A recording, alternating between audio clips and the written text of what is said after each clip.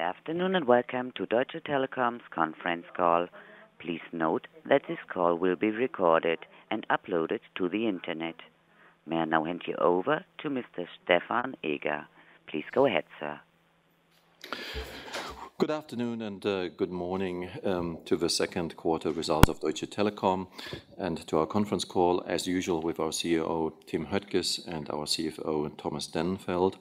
As usual, we start with a quick presentation of the Q2 results, followed by our Q&A session. And it is important that you'll find the disclaimer within the presentation. Please note that. And without any further ado, let me hand over to our CEO, Tim Höttges. Yeah, thank you, Stefan, and welcome everybody here from Germany.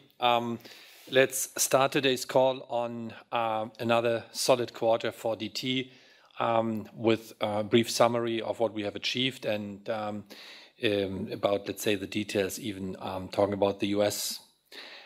We made good progress throughout the quarter on our 2014 key priorities as we have presented them in the first quarter. In Germany, we are consequently executing on the integrated network strategy. We have increased our LTE coverage to 77% of POPs. We have increased our fiber coverage to 39% of all households. By the way, to the end of the year, 45%. Good results because we see a very positive take-up rate in these new build-out areas, and we might have to talk about that later on. We continue to invest heavily into our networks in spectrum and are investing more in our home market than any other European incumbent. I think that is a very important strategic imperative of our strategy, and the consequence is hopefully that we see even more customers on broadband. We accelerated our IP migration to 527,000 customers in Q2, with another significant ramp-up expected in the second half of this year. And we improved, as promised, our run rate in broadband net adds, turning into positive territory again, and expect positive net adds for the second half of the year as well. In the mobile business, we continue to increase our service revenue market share. In overall, the market is declining. Quarter over quarter, we saw a deteriorating market of 2%, and with the minus 0.3, we have gained market share. We continue to differentiate on that basis, and the basis is our network quality. It is the premium services which we offer. By the way, it's even a high cost discipline, and it's transparent and fair tariffs for good quality at the same time. Maybe some side remarks here at that point in time. There is a big player here in Germany who is quoting the same but is not behaving the same. He's accelerating the price competition. I don't understand why he's behaving that way. Talking about Vodafone. In the US, we continued our LTE rollout, now covering 233 million POPs in 325 metropolitan areas. And we have announced a nationwide VoLTE coverage as well. With 1.5 million net adds, we showed the fifth consecutive quarter with more than 1 million net adds, and again raised the full year guidance for branded postpaid net adds, now to 3 to 3.5 million. And we significantly ramped up our service revenue growth and delivered on our EBITDA target with a year-over-year 22% EBITDA increase under IFRS accounting. Now, to the recent news flow around the inorganic moves at TMUS, and I know that this is for big interest for all of you. First, even if I would love to do it, I cannot comment on every specific rumor or deal or, let's say, transaction which is discussed at Wall Street or in the respective journals. We are very pleased with the hard work and the results that John Ledger and his management team have delivered at TMUS recently and over the last 18 months. Just yesterday, TMUS has announced that it has overtaken Sprint as the #1 US wireless carrier in the mobile prepaid marketplace, and targets to overtake Sprint in terms of total customers in 2014. Current TMUS business momentum puts the company in a strong position from which to consider any future M&A opportunities or proposal, which obviously would have to add more value to MUS shareholders than a standalone case. At this point in time, we are not aware of any actionable proposal that offers such superior value. In the long run, increasing the scale of T-Mobile is an important factor in bringing sustained competition to the US wireless industry, as we have always said.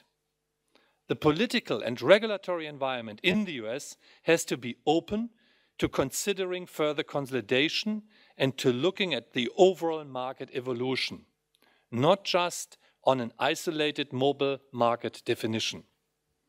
If US politics and regulation are of the opinion that the four-player market in the US is necessary, then they will have to take care of the ability of the smaller players to fulfill their role as a maverick and to be able to compete successfully. This applies, amongst others, to the auction design for the 600 megahertz spectrum auction, which is coming in 2015, as an example. Now let me come to Europe. In our IP migration process, we already achieved an overall 32% IP share of fixed line access. And in Poland, we just launched our LTE network commercially and have now LTE networks in 11 out of our 12 countries. We continued to grow in our defined growth areas and started the GTS integration after the deal closed in May. And importantly, we almost tripled our run rate in indirect cost savings quarter over quarter, resulting in an organic EBITDA growth in the segment in that quarter. You are on a good track to reach the full year ambition level in this area. At T-Systems, we implemented our T-Systems 2015 program called Master Plan and are now in execution modus with a clear improvement at the market unit, in the EBIT margin, and to be expected for the second half of the year. Financially, we delivered a strong set of results and are on track to reach our full year guidance, which we hereby confirm again. We delivered on organic revenue growth of 0.6% for the group in the quarter, in line with consensus expectation. Q2 adjusted EBITDA was slightly ahead of consensus expectation and driven by all segments. On the free cash flow level, we delivered 1 billion in the quarter, slightly ahead of consensus expectation, and on good track for our full year 14 target of around 4.2 billion. Let me quickly summarize our Q2 headline financials. Revenues for the group fell 0.3% year over year on a reported basis, but grew 0.6% organically, with the main growth driver coming from the US.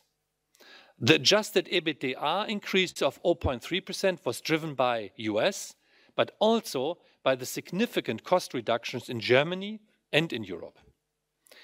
We are very pleased that the reported net income in Q2 showed a growth of 34%, driven by the EBITDA growth, but also by a book gain related to the spectrum swap with Verizon. The decline in the adjusted net income is primarily a result of a higher year-over-year depreciation, driven by 1 month more inclusion of Metro PCS and the increased investment level in the US. The free cash flow at 1 billion was mainly driven by an increase in cash capex, a slightly higher operational free cash flow, and higher year-over-year interest payments. And as indicated, our net debt increased quarter over quarter to around 41 billion euros, driven by the annual dividend payment, as well as the cash out for the A block acquired from Verizon. However, year on year, the net debt remained flat.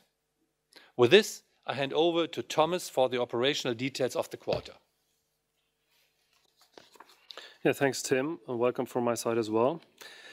Let's move to the operational and financial details of the quarter, and let's start with Germany. We're again pleased with our performance in Germany in the quarter. German revenues declined by 1.8% year on year, a continuation of the trend of the previous quarters. Mobile service revenues declined by 0.3% year on year, a slight deterioration versus the previous quarter, but still outperforming the market and taking market share.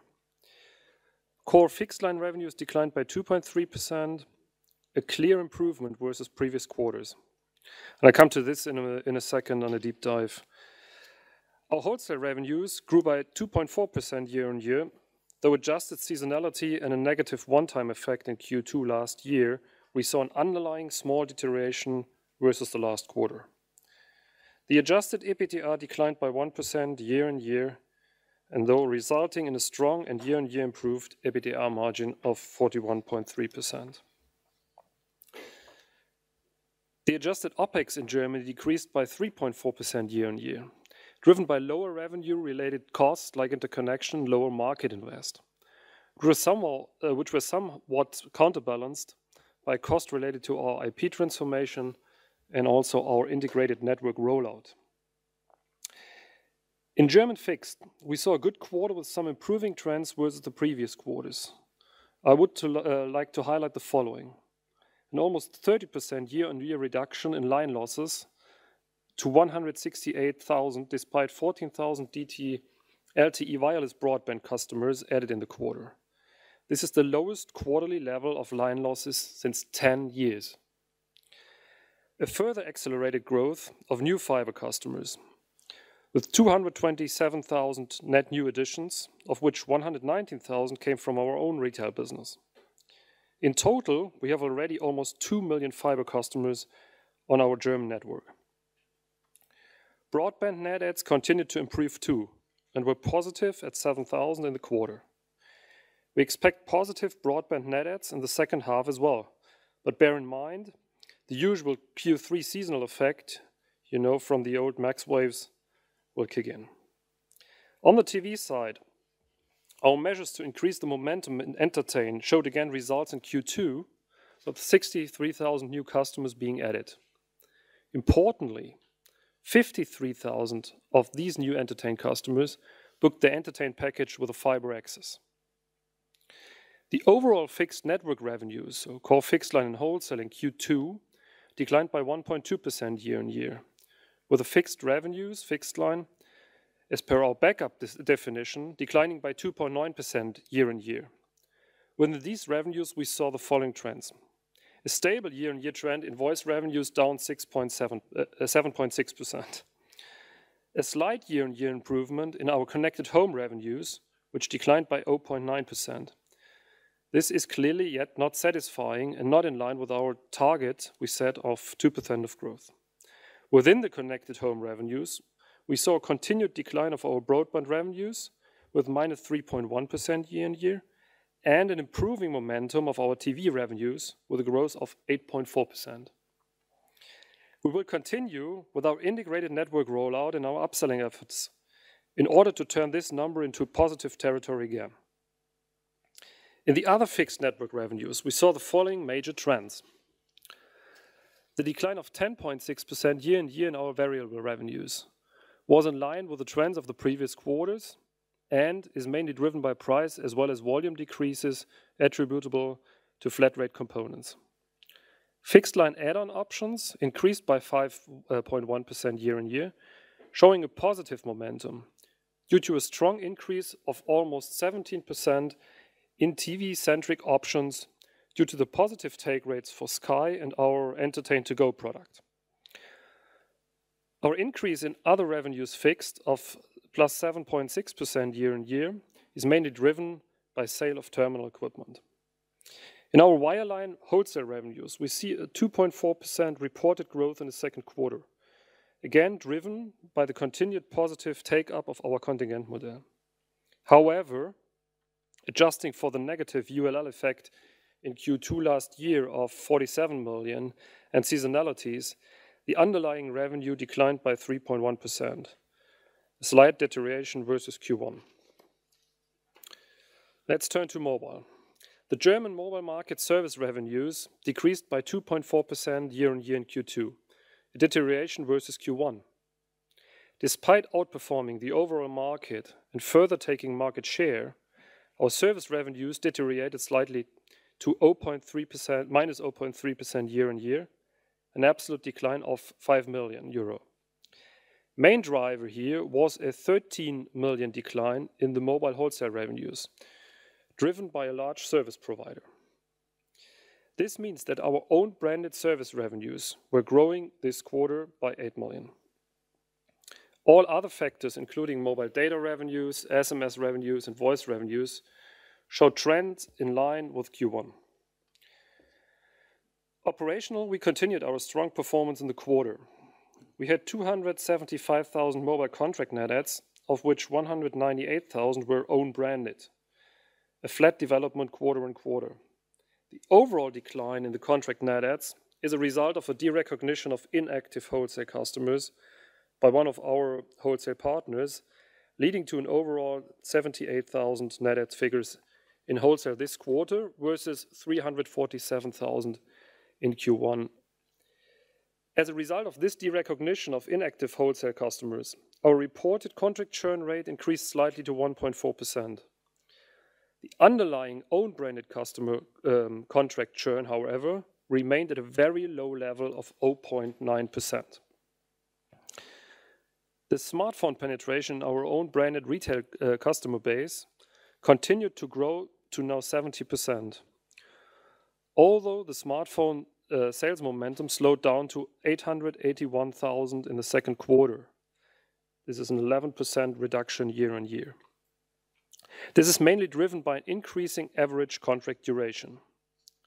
Positively, the number of LTE customers on our network in Germany again grew strongly to almost 4.3 million at the end of the second quarter. Let me give you an update also on our progress in terms of strategy execution regarding our integrated network rollout and our IP transformation in Germany on the following slide 10. By the end of the second quarter, we achieved a 39% fiber household and a 77% LTE POP coverage. For the fiber coverage, we expect a significant acceleration from the second half onwards, as much of the groundwork now has been done already. So I think we will see something like 45% by the end of the year. And we'll have already migrated 3.2 million retail customers to all IP in Germany, which translates into almost 26% of all our broadband and 15% of all our fixed lines being migrated to all IP already. This is a clear acceleration versus Q1. And in H2, in the second half of the year, we will foresee another acceleration also driven by our integrated network rollout. Let me quickly summarize the highlights of the quarter regarding T-Mobile US, as all relevant numbers were already reported and discussed by our T-Mobile US colleagues last week. In Q2, T-Mobile US showed another strong quarter with 1.5 million net new customers in total, very importantly, of which 908,000 were branded postpaid net adds, leading to another upward revision of the full year branded postpaid net adds targets of 3 to 3.5 million. At the same time, we retained our branded postpaid churn at a very low level of 1.5% and saw a continued improvement in our customer quality. 53% of our equipment installment plan receivables are regarded as prime, up 1 percentage point again year on year. The mix of prime customers within the branded postpaid gross adds rose by 9 percentage points year on year. As anticipated, service revenue growth in the quarter accelerated to 15.3% under the IFRS accounting. And, also as anticipated and flagged, the EBITDA showed a clear improvement versus Q1, growing by 22.1% under IFRS accounting year on year and resulting in an EBITDA margin of 25%. Let's have a look at Europe now. Revenues in our European segment declined 7.9% year-on-year on a reported basis and 5.3% organically in the quarter.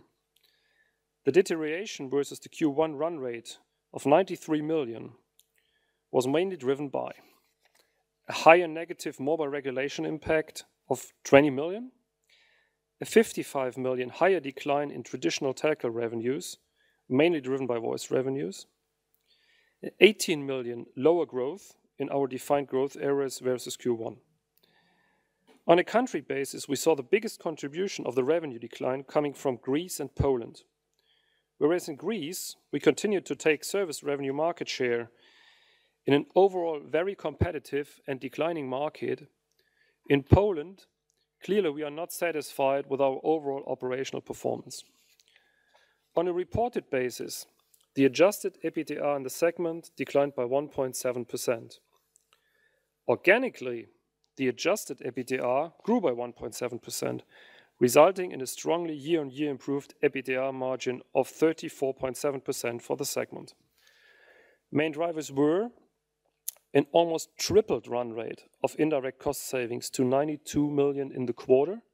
This is mainly driven by Greece and the Netherlands and Austria. And a lower market invest year-on-year is especially in the Netherlands and Austria. We had a strong market push in Q2 last year. We continued to show good momentum in some of our growth areas in Europe as well. We showed satisfying growth in TV, 61,000 net adds, now reaching over 3.6 million TV customers. Importantly, we also increased the number of our triple play customers in the region to 1.7 million, up from 1.5 million a year ago. We delivered 54,000 broadband net adds in the quarter. Mobile contract net adds improved quarter-on-quarter, but still were not satisfying at 38,000, mainly driven by 60,000 contract net losses in Poland.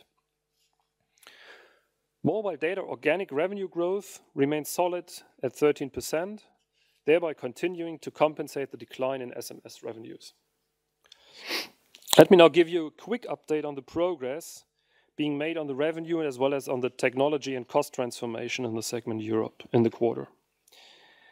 We made again progress on the revenue transformation. The share of total revenues from our growth areas increased by 3 percentage points year-on-year to 25%, though the growth rate declined somewhat quarter-on-quarter. The share of the fixed revenues from Connected Home grew by 2 percentage points year-on-year to 23%, driven by TV revenue growth, especially in Croatia, Greece, and due to our acquisition of Digi in Slovakia.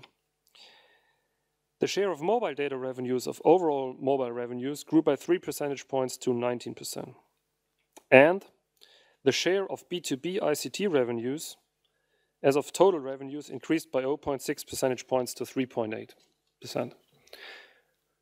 Progress on the cost and efficiency side included the IP share of all fixed networks access lines grew by 11 percentage points to 32%, mainly driven by Croatia, Slovakia, Hungary, and Romania.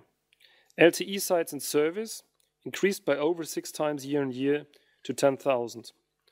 We have LTE networks now in commercial use in 11 out of our 12 countries already. Homes connected with fiber to the home grew by 41% year-on-year to around 210,000, and households passed with FTTH and VDSL technology increased to approximately 6 million. Turning to System Solutions, the second quarter clearly again was impacted by the restructuring at the market unit, but also by the impact of a milestone completion of an internal IT project delivered by Telekom IT. The reported revenue increase of 0.8% was driven by Telekom IT, where this internal IT project, by the way, it's one ERP, milestone completion led to a 32% year-on-year revenue increase. These revenues are, of course, not showing up in the group revenues due to the revenue reconsolidation. The same holds true for the EBITDA effect. The market unit reported a revenue decline of 6% year-on-year, adjusting for deconsolidation and Forex effects, the organic revenue decline was 4.5%, in line with the trend in Q1 and clearly a result of the 2015 plus restructuring plan. This decline is in line with the projected revenue decline for the full year 2014 as a result of the restructuring and repositioning of T-Systems. T-Systems adjusted EBIT declined significantly in the quarter as a result of the revenue decline and the seasonal cost deviation, which is expected to reverse in the second half of the year. Let's now move to our group financials for the quarter. Turning to free cash flow first. Group free cash flow is down 5.4% in Q2 to 1.05 billion, slightly ahead of market expectations and on track for our full year guidance of around 4.2 billion. Main drivers were a 167 million increase in cash generated from operations and a 129 million year-on-year higher cash capex, mainly driven by the German integrated network strategy, and a 98 million higher other effects, mainly higher interest payments. The group net debt increased, as anticipated, to over 41 billion at the end of the second quarter, with the biggest moving parts being the 1.3 billion cash dividend payment, the 1.7 billion spectrum cost for the A block in the US, and the 500 million payment for GTS and the 1 billion free cash flow, obviously. The adjusted net income decreased by 21.5% year-on-year in the quarter, and that is driven by the increase in D&A in the US, and here predominantly due to the Metro PTS consolidation and the entrepreneurial decision to keep the investment level in the US high. And an increase in P&L taxes year-on-year, as last year's second quarter included a release of a tax provision. The group ROCE benefited, as in Q1, from the book gain on the sale of the Scout stake and stood at 7.4% at the end of the second quarter. Turning to our balance sheet ratios. Net debt to adjusted EBITDA increased to 2.4 times as a result of the sequential increase in net debt. This clearly marks the net debt peak for this year, and we expect the net debt to EBITDA ratio to be at a normal level of 2.2, 2.3 by the end of the year again. The equity ratio decreased slightly to 27.5 due to the slight higher asset base. With regard to our comfort zone ratios, we are in green with regard to all the ratios, and our rating remains stable at BBB+ level with the major agencies and stable outlooks. As a result, we continue to get excellent funding conditions in debt capital markets. And I think with that, Tim and I are happy to take your questions. Well, thanks, Thomas. And I think we start right away. Unfortunately, we have a sharp cutoff at about 3 o'clock, so let's get started. If I may ask you to restrict yourself to 1 or maximum 2 questions per person. And we start with Dominic Klarmann from HSBC. Dominic? Oh, yeah, thank you for taking my question. The first one on the E-Plus O2 merger and the German mobile market. I mean, I hear your frustration with Vodafone's recent price moves, but more broadly, what's your view on Telefónica's remedy package? Do you think there is now scope for the overall market to return to growth, or does the Drillisch deal take away all the upside, or would you even consider Vodafone the biggest risk factor at this stage? And then secondly, on regulation and new incoming commission in Brussels, I suspect Jean-Claude Juncker's appointment as president is good news for the sector in general, but maybe you can share your sort of priority list in terms of further necessary regulatory reforms for any new commissioner succeeding Neelie Kroes. Thank you. Thank you, Dominic, for your questions. I'd like to start with the German environment. And what you have seen, just, at a glance, we have a revenue market revenue of minus 0.3. We have seen even on the fixed line, with minus 2.3, less negative development than in previous years. And overall, let's say our revenue, I would not say it's stable already, but it's coming closer to be stable with the line losses. The background for that one is definitely the infrastructure and the service on our infrastructure. We see that on the LTE side with 77% pop coverage already, 4.2 million customers with tariffs and LTE devices. And we see it even with VDSL. Thomas was very clear on that one by saying, where we built VDSL, we see a higher uptake of customers. And by the way, interesting-wise, these customers are not buying only internet access, they're even buying more entertain than we originally expected. So this is, I think, absolutely the support for our strategy for the huge investments which we're doing in the infrastructure. I believe infrastructure competition at reasonable prices should be the way forward in Germany. And looking on the E-Plus and O2 merger, I think one of their intention is to really build a good LTE infrastructure in Germany. Then they will compete in the same matter and logic as our business is doing today. I thought the same was true for Vodafone with their Spring program, but to be very honest on that one, I do not say that these guys are behaving that way, especially on the business customer side.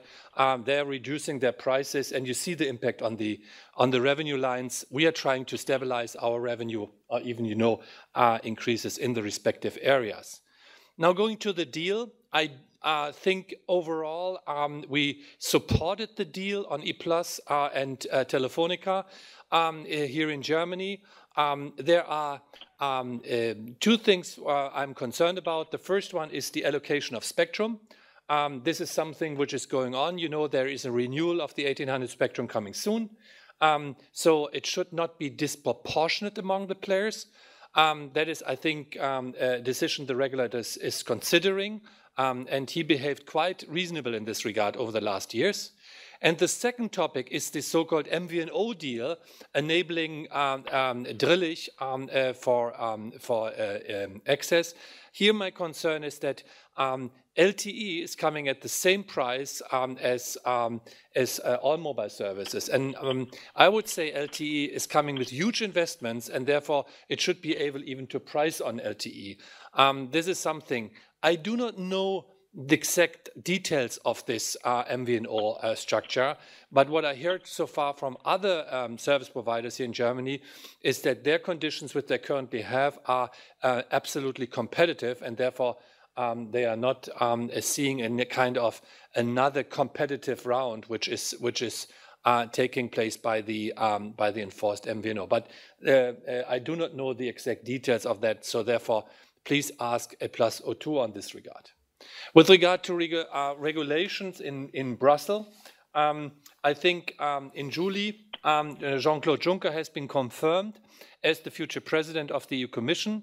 Currently, the member states are nominating the candidates for Juncker's college, whereas the new president still has to assign the portfolios. I think it's not clear which politician will become the next commissioner being in charge of the telco sector and replace Nelly Kroes. First remarks and press reports by Juncker indicate that the new commissioner president could engage in a policy shift for the ICT sector with positive effects for the digital economy. He announced that the digital economy will become his first priority. I think, by the way, that's absolutely right. I'm always, talking about Europe is falling behind in this regard. So therefore, we highly support this agenda here. And the concrete steps and implications of these messages remain to be seen. But clearly, I think the entire industry, and I could here speak even for other big CEOs here in Europe, we expect a quick decision on the single market package from the UE, which is needed to really, let's say, create growth in this industry after years of decline. Thanks. Thank you. That's very clear. Maybe I can sneak in just one other question on the fixed line side and the new vectoring offer. Just to clarify if the wholesale price point for that product is the same as 50 megabit standard VDSL, or is there a premium within the contingent model? Yeah, this is Thomas. Thanks, Dominic, for the question. I think you all got the message. It's important for us that we, with that new infrastructure, that we grow our retail as well as our wholesale revenues. That's our perspective. So we're taking care of both. Price differential here is on retail, it's a €5 surcharge the customer has to pay from 50 to 100. On wholesale, on a per line basis, it's 4.2 euros. And if you look at the contingent model, it's a €3 surcharge. So clearly a premium on the way from 50 to 100 megabit. Great, that's very clear. Thank you. Thanks, Dominic. Thanks, Tim and Thomas. Let's continue with Simon Whedon from Citigroup. Simon, go ahead, please. Thank you very much. Yes, I've got a couple of questions, if I may.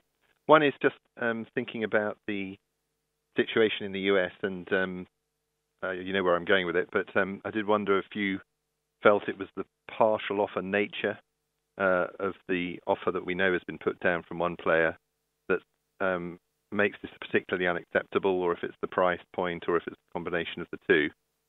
And then the second question was regarding the German market and following on from the previous line of questions on MVNOs and possible capacity MVNOs and so on.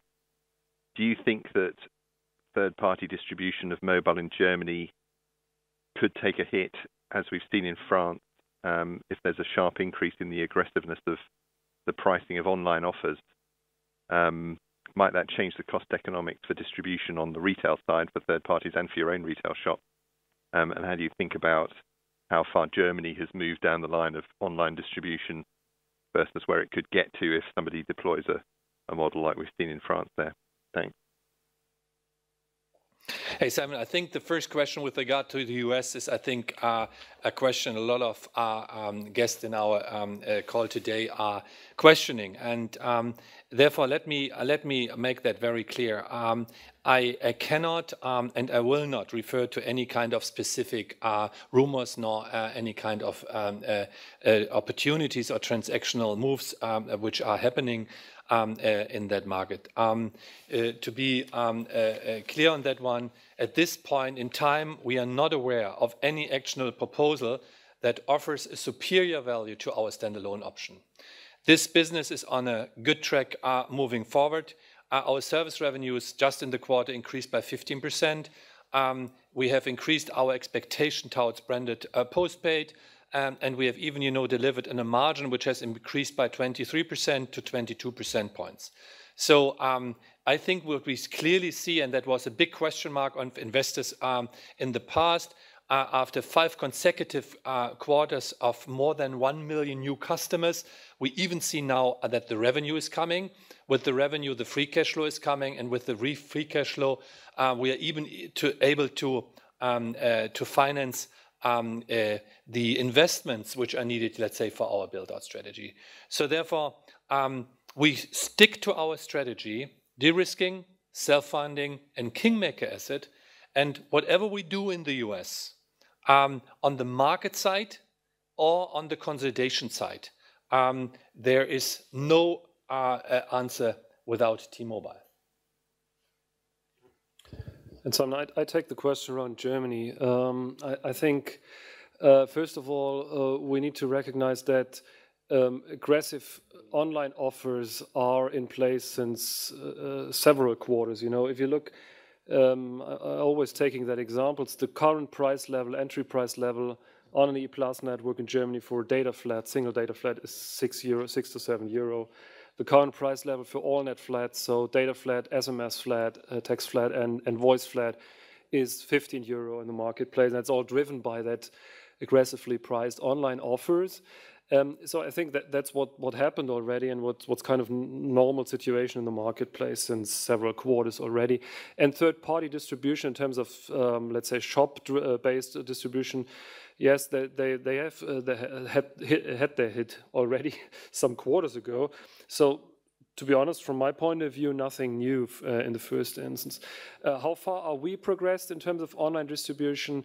I think what we've did is several years ago, remember we set up our second brand called Kongster that was purely online distribution. Kongster is now heading towards the 3 million customer base.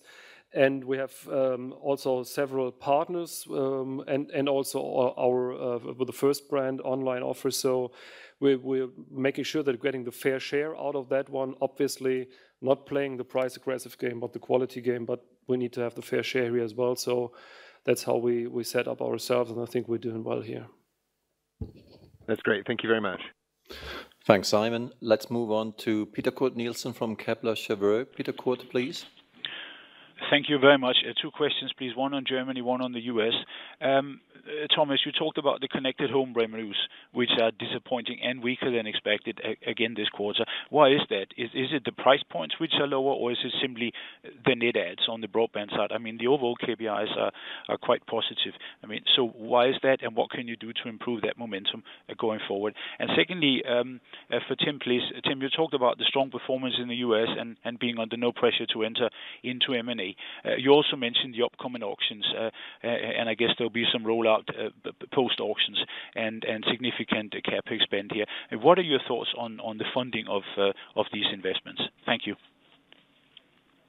I'll take the first question again on Germany connected home revenues. You know, the disappointing element is very easy. We clearly said end of 2012 we want to see a 2% revenue growth in connected home revenues, and the first element, being a big player, is make sure that you have within your base a good price stability and then get your fair share out of the gross adds. So that's the name of the game. I think basically the best way to describe it is we're moving now forward and progressing in terms of triple play revenues. You've seen there is a 8.5%, 8.4% growth on the TV revenues, but still we have a decline by roughly 3% on the double play revenues, and that's something we need to change. With the rollout of the networks, we're not only getting the customers on television, obviously, but also upgrading them on double play. So a customer using 16 megabit today, now in the future using 50 megabit, so upsell them.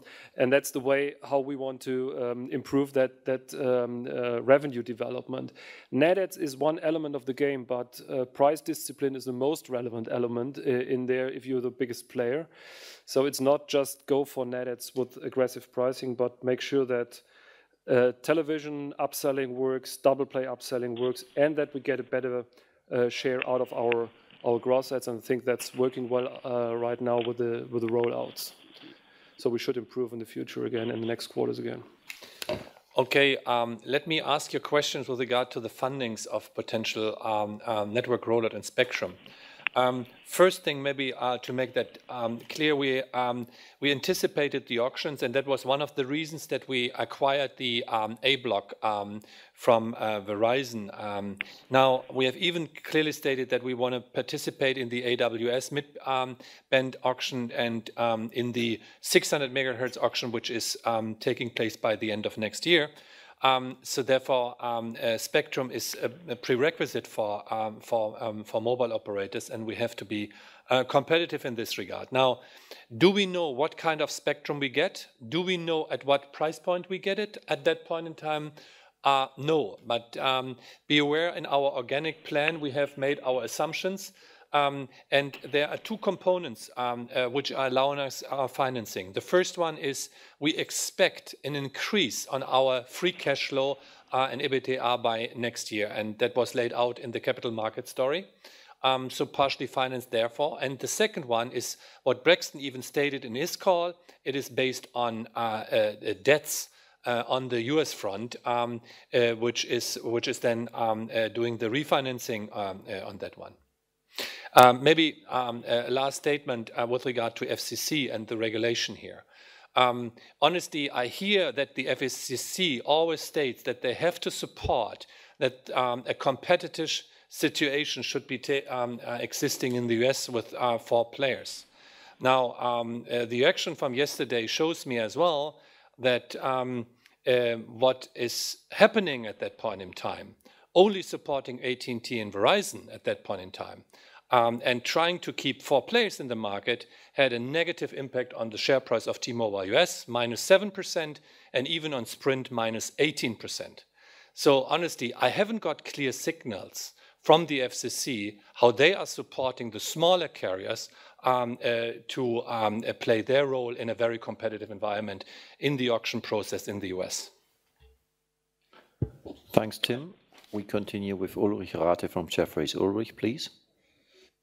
Thank you very much. I have two questions. One is in Europe. The top-line trends seem to be stuck at sort of weakish levels. Are there any assets in that part of the portfolio that require strategic solutions? That's my question. And also, maybe would DT be willing to commit incremental capital to Europe for such strategic solutions? My second question is on Germany. Obviously, the VDSL intake is rather encouraging.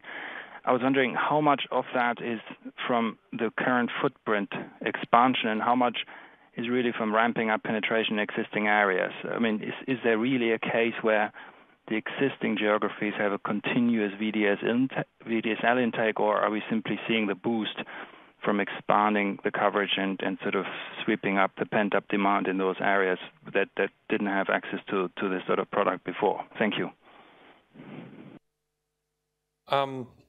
First question with regard to Europe and the efforts needing strategic solutions. Honestly, we need strategic solutions for every single of our businesses, and we always have to adapt our strategic environment to, let's say, the needs of the customers. And you see this tendency towards fixed mobile convergence in the market here in Europe. This is a tendency towards superior broadband coverage in the countries. So therefore, we have to question that on every single day, what are the strategic answers, and they might change over time. If you ask whether we are in a selling mode on assets, no, we are not. But if you look to the different business, I would even say, yes, there is still a deterioration of revenues in our markets. But by the way, if you look deeper into that one, you will find different answers to the respective countries. Starting with the bad one. I'm not happy with Poland. Honestly, I think we have to do some homework here. This is simple management issues of Deutsche Telekom and of our team. We saw 5 consecutive quarters losing on a net add basis against Orange here, and therefore I think we have to do something about it. On top of that, we look into the GTS integration here and how we could improve our positioning on fixed mobile convergence services, especially for the B2B side. Second is for me Greece. In Greece, yes, we saw a deterioration of revenue in a macroeconomic environment which is still difficult. But what we even see here is that we are gaining market share in this environment. And I think this is something where we are not blaming ourselves. We are trying to do the best even to differentiate here from a network quality. We're trying to be quite disciplined in the way how we do the pricing. And what we consequently doing, and that was the uptake of 4.7% on the EBITDA, is that we are cutting out our costs. So therefore, I think these are the 2 biggest markets in Europe where we are working on. We do that case by case. We still have an impact from the regulation side here as well. This is difficult year for us in 2014. And I think that even here, the regulators are understanding that more relaxation has to take place over the upcoming future to keep the capability for investments.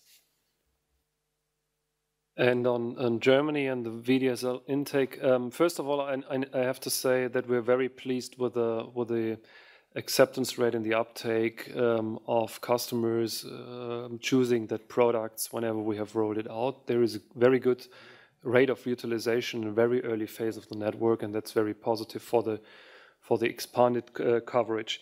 It is not as easy to say and to split up the expanded coverage versus the, so to say, old one. And I'll give you an example just to make you understand what happens there. Give an example with the city of Hamburg, huge city, and it is partly built out with old VDSL, so to say. And now what we're doing is, for instance, we're completing more or less the VDSL coverage there. So part of the city is old, part of the city is new, but the advertising campaigns, the marketing, all that kind of stuff obviously takes place along the old and the new footprint. And so I would say there is some good synergies between that one. So it's very different to distinguish that one. Just to give you again an idea about what does it mean in terms of base customers and new customers, roughly, with the example of Hamburg, for instance, 50% in that case was customers already in the base using VDSL, upgrading with IP migration in there, and 50% of new customers or customers coming from voice single play. So roughly 50% new and upgraded customers and 50% migrated ones.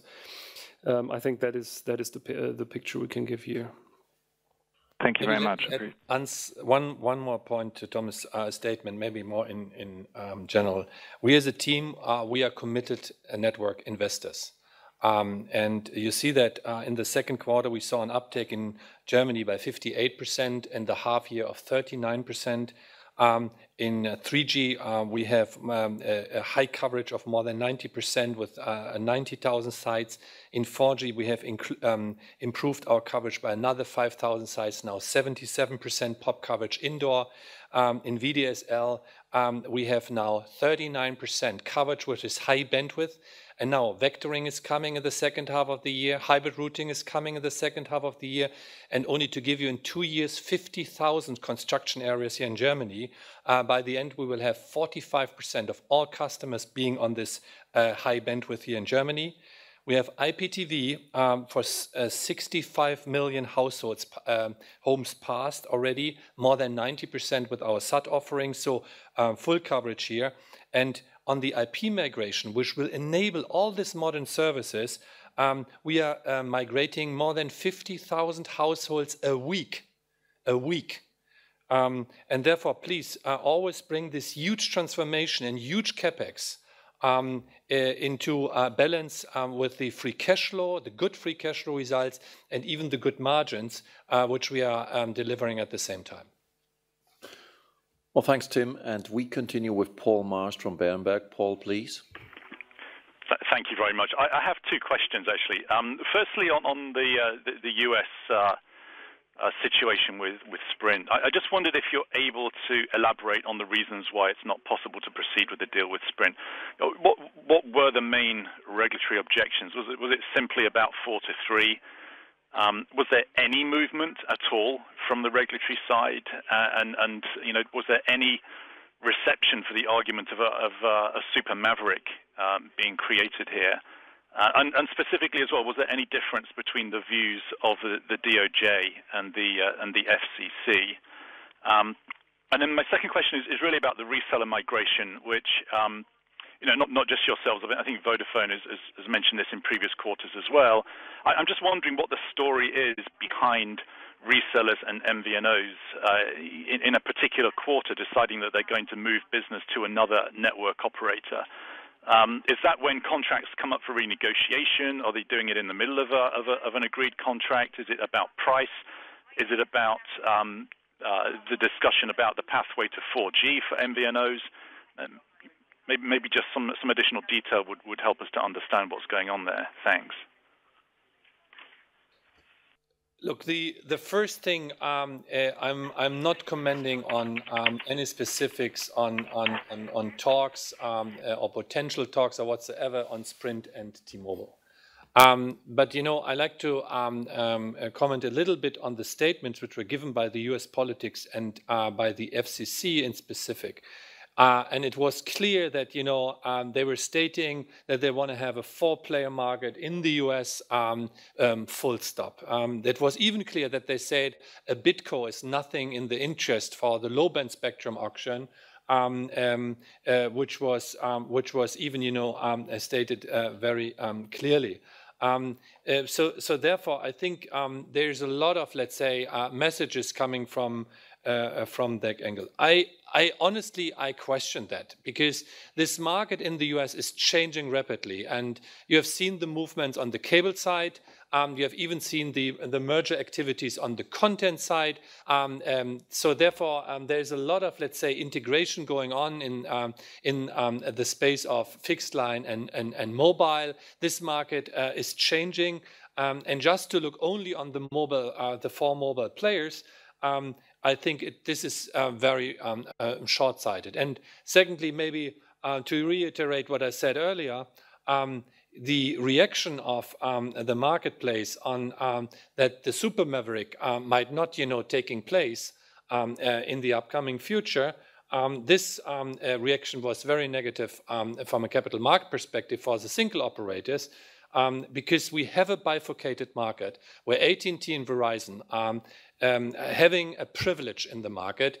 And if you want to compete from a return on capital employed, even from an investment perspective, it would have made, and it makes a lot of sense. It makes a lot of sense to have a consolidation in this market in the upcoming future. Thanks. And Paul, on the reseller migration, try to answer your question. First of all, I think we need to understand that there is a difference in terms of the model behind resellers and MVNOs in the marketplace. Resellers or service providers from starting in the 90s, they very often, they all have contracts with every network operator, having customer base with every network operator, whereas MVNOs very often, not always, but very often have more exclusive type of contracts and are being used to address certain specific segments. So give an example, one of our MVNOs, for instance, Lebara, and we're addressing a specific ethnic group segment there. We can't address with our own brand, so that's the logic more or less on MVNOs. So on MVNOs, it's not so much moving from quarter to quarter revenues or volumes. That's normally not the case. On the service providers and resellers, there is obviously the opportunity, as they have contracts with each and every one, to move from one to the other operator, not at a dramatic, but at a certain level they can do it. And it's either a matter of whether you have, for instance, competitive advantage by network, etc., or simply also how you incentivize them. If you bring enough money, you can buy a certain extent of market share as well. Can I maybe just ask a follow-up? Do any of your MVNOs actually currently have in their agreements a pathway to 4G? No. What we want to make sure is, Tim said, and I would like to reiterate, we are network investors. That doesn't mean we are convinced that by differentiating of network quality and differentiating by quality overall, also service quality, we can get more money out of it. To giving it away for free, just investing into that 4G network and then giving it for free is not the right way. The way to make sure that the premium is still existing, that we still be able to get the money back and have the proper return is important. So it's nothing we have in our MVNO contracts. Thank you very much. Yep. Thanks, Thomas. Thanks. And let's move on to Ottavio Adoricio from Société Générale. Ottavio, your question, please. Hi, good afternoon, gentlemen. Just to allow other to ask questions, let me restrict just to one question. And this one is in the wholesale segment. I've seen that there have been significant improvements in access revenues from URL. Revenues are leaped from 273 million to 312. That was a 14.3% increase versus a decline report in previous quarters. And it's also relevant because contribute to almost 100 basis points of growth in the fixed overall. Now, it looks like the increase was not due to volumes because the rate of decrease in unbundled line actually increased to 250K. So my question is relatively simple. Have you been recording some one-off in wholesale revenues, or was pricing the main driver with wholesale customers moving to fiber? And if this was the case, we should expect similar trends in the future. Thanks. Basically, the reason for that for that numbers and development is that in the last year we had a special impact in our ULL revenues, driven by I think a legal case from 90 something, early start of that decade or the last decade. Basically, I think it was ULL 99 to 2005, and there was one special effect which has taken place last year, reducing that revenue line last year by 47 million, I think. Yeah, 47 is right.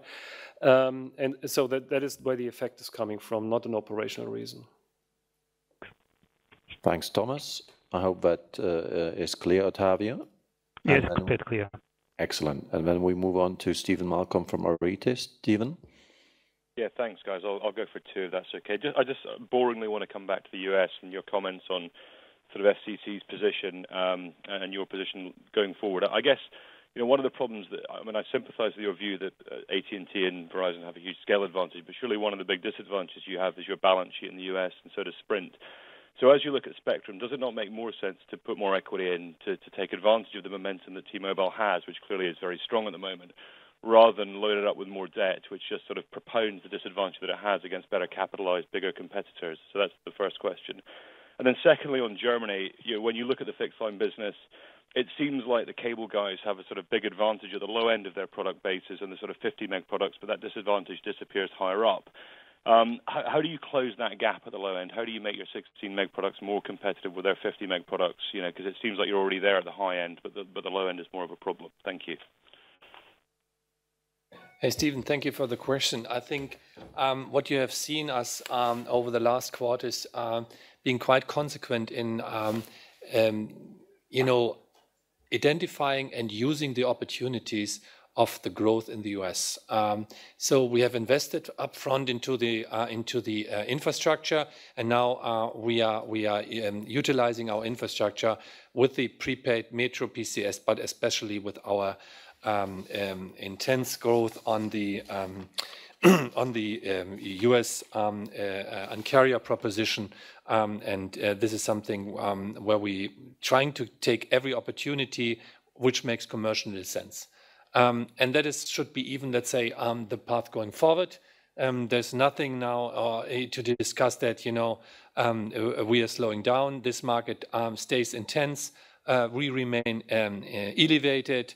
And we are committed even to grow beyond what we have said. The new targets were laid out by John and his team last week. Just to take the new promotion for $100 for 4 lines as one example, and even, let's say, new Un-carrier propositions to come. Now, the question is now how to finance that growth. And for Deutsche Telekom as its main shareholder, we said kingmaker asset, self-funding and de-risking. And this was, and this is going to be the strategy going forward. Now, the self-funding opportunities now for this growth, they could come from both angles, from debt and from equity. So this is something John and Braxton and the team has to decide according to, let's say, the market and the capability, what to digest, and the access to the debt markets. But so far, I think you see how they handled it, and they did that pretty well. And that is, let's say, even the way going forward. Is it the sort of FCC's position that makes you more reluctant? I know you're not going to commit to this, but to put equity in. If there was a clearer position, with spectrum and everything else, would you be more comfortable putting equity in, or is it just that lack of clarity from a regulatory perspective? Look, I will not speculate on that one. There's nothing, at that point to decide on, and that even depends on what are we talking about. So I cannot answer that question now here in a very specific, precise manner. I think on Germany, as always, I take the German question here. The simple answer is our integrated network strategy. We said we double the footprint in FTTC from 12 million to 24 million households. We double the speed in there from 50 to 100 million.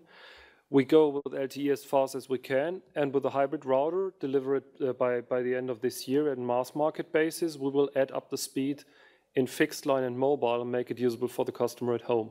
So basically, I think that's the answer, still the same, and I think we're on a good path to execute on them on.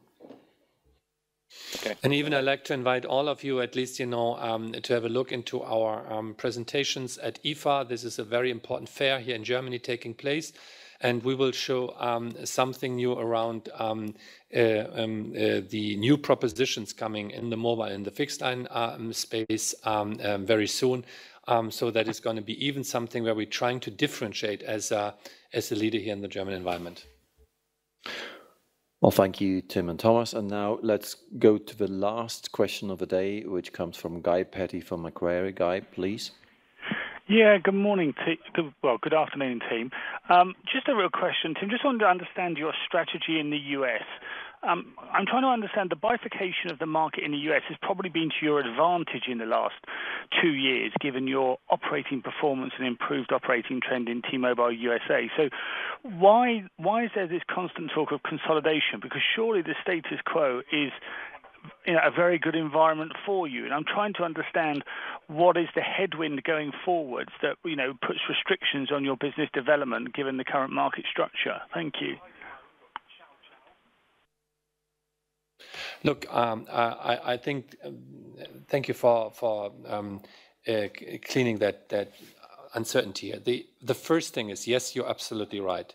The Un-carrier is the challenger for the establishment. The Un-carrier is growing and utilizing its infrastructure much better than it did in the past. Yes, we are growing, and even we are creating a lot of value by the revenue and the performance the US business is showing at that point in time.